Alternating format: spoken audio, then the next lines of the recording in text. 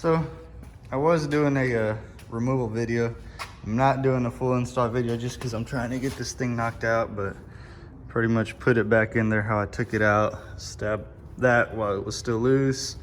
Stuck a punch in here. By punch I mean, I don't know where it went. Just a little punch to line up the hole.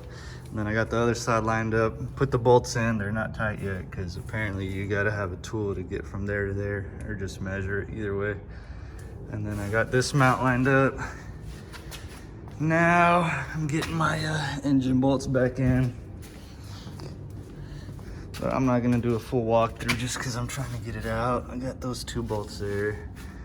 And then we'll see what's next. So I ain't got one of them fancy tools, so what I was told to do is just center to center there. And this shaft, you want it to be a 10.5.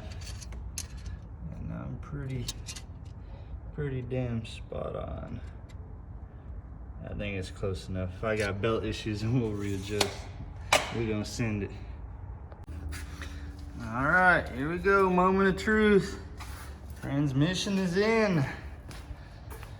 And clutches are on, airbox is back on. Let's see if this thing even starts.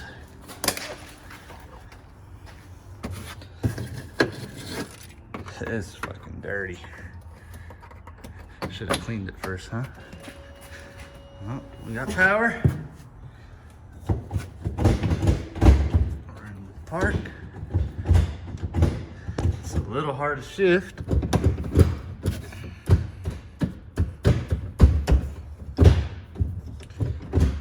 Wait a minute.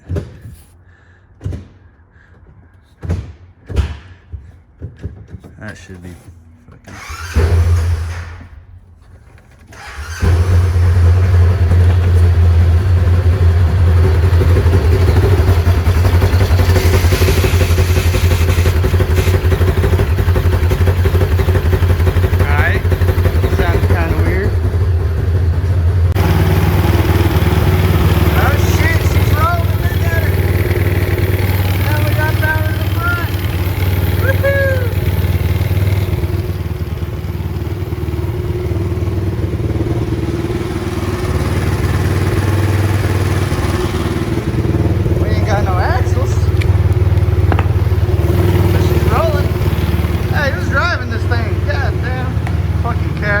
I told him to leave it. Damn rednecks. Let's see if we got reverse. My handy dandy assistant here.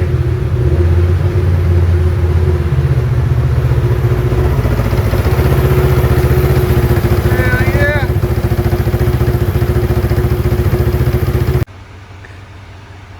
Good news, I popped the axle cups back in and put the clamps back on.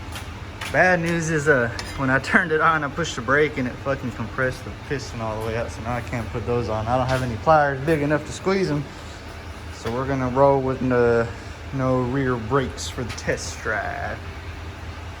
Yes sir.